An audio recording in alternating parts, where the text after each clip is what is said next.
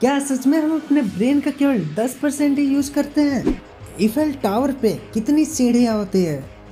और ऐसा कौन सा एनिमल है जो चिंपैंजी से भी ज़्यादा इंटेलिजेंट होता है? तो ऐसे ही चीज़ें जानने के लिए watch this video till the end. तो अगर शाम होते ही आपकी आंखें भी थक जाती है तो ऐसा इसलिए होता है क्योंकि इन्हें दिन भर बहुत ही ज़्यादा काम करना पड़ता है। लेकिन आखिर कितना काम? एक नॉर्मल इंसान अपनी आंखों को 1 सेकंड में लगभग 3 बार मूव करता है, जो कि एक दिन में 1 लाख बार मूव करने से भी ज़्यादा है। इसलिए रात को पढ़ते समय भी आपकी आंखें ऑटोमेटिकली शट डाउन हो जाती है।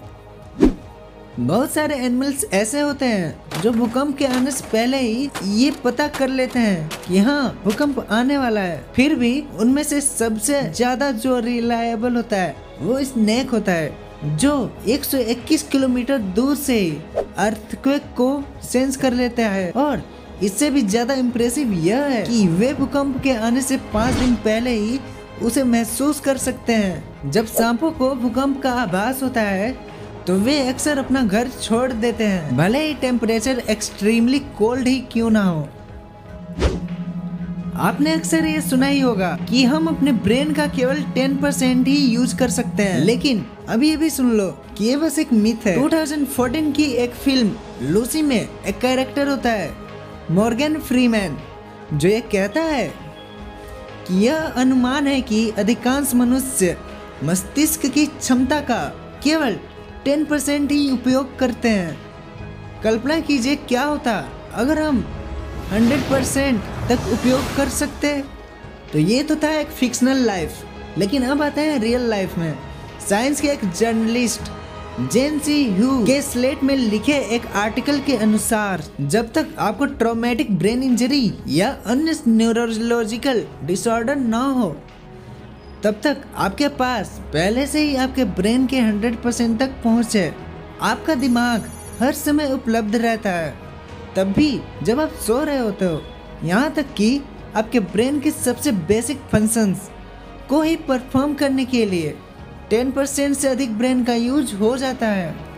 आपके हिंड ब्रेन और सेरिब्लम जो आपके बॉडी के उन फंक्शंस को कंट्रोल करते हैं जो ऑटोमेटिक होता है, जैसे कि आपकी ब्रीदिंग और बैलेंस, ये आपके ब्रेन का 12% हिस्सा कवर करते हैं। और आपको अलाइव रहने के लिए इतने की ज़रूरत तो डेफिनेटली पड़ती ही है।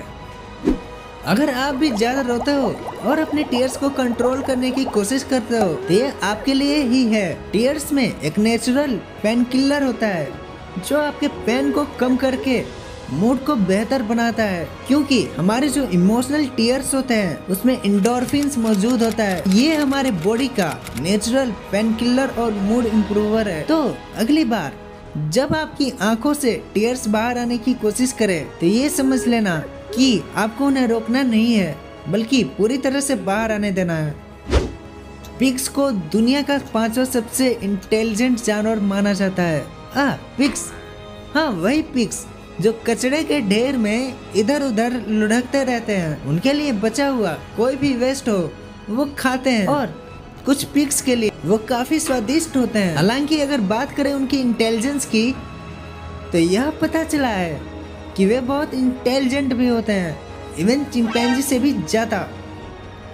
पिग्स चिंपैंजी की तुलना में पजल्स को बेहतर तरीके से सॉल्व कर सकते हैं, और अदर एनिमल्स के तुलना में उनकी लॉन्ग टर्म मेमोरी भी ज़्यादा बेहतर होती है।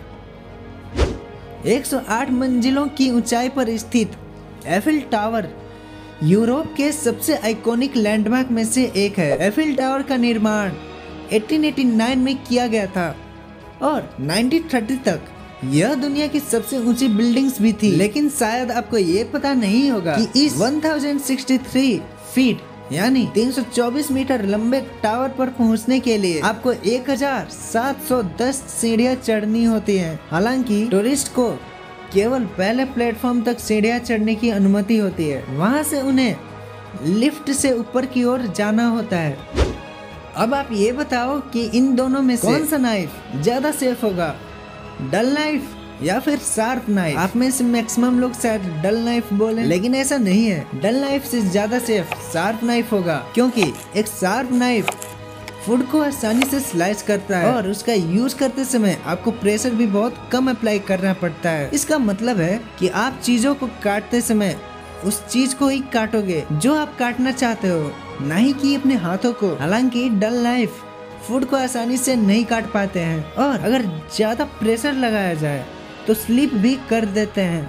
प्रेशर लगाने से आपके फिंगर्स पर भी क्रैक्स और कट्स आ जाते हैं। इसलिए आप अपने नाइफ को शार्प ही रखिए और थोड़ा सा चॉपिंग स्किल्स सीख लीजिए, जिससे आप सेफली नाइफ का यूज कर सकें।